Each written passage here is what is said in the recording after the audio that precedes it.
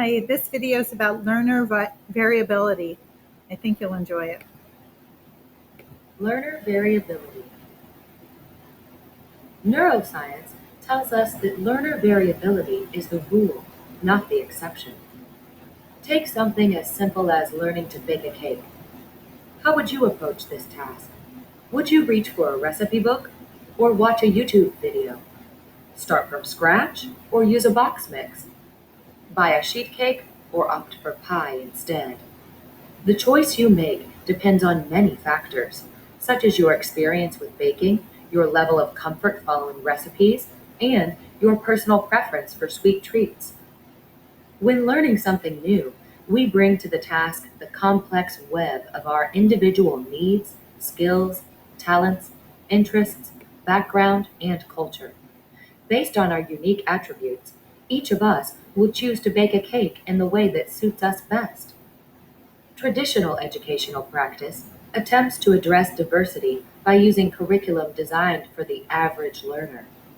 It relies on singular strategies such as one textbook per grade level, paper and pencil tests, and lecture that presume to suit most learners.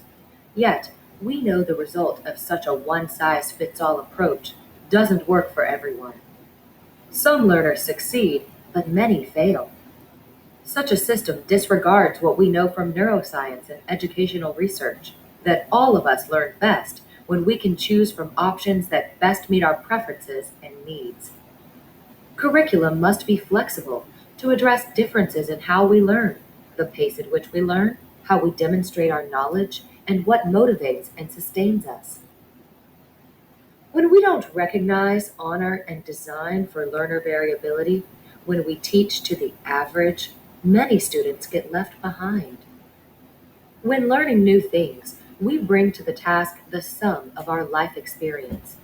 All learners are skilled in some areas, while struggling in others. Being good at one thing doesn't presume a deficit or a strength in another. For example, a student who is good at recalling facts may not have an affinity for grammar. He might flourish in small groups while feeling daunted by reading aloud. Like the singularity of a fingerprint, each student has a unique way of learning. Variability in and among learners should not be viewed as undesirable, but rather celebrated as virtue.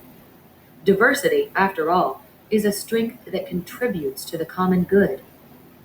Universal Design for Learning offers a framework for designing curriculum that addresses the predictable, complex, and varied needs of learners. It is the key to unlocking the wealth of talent inherent in all learners.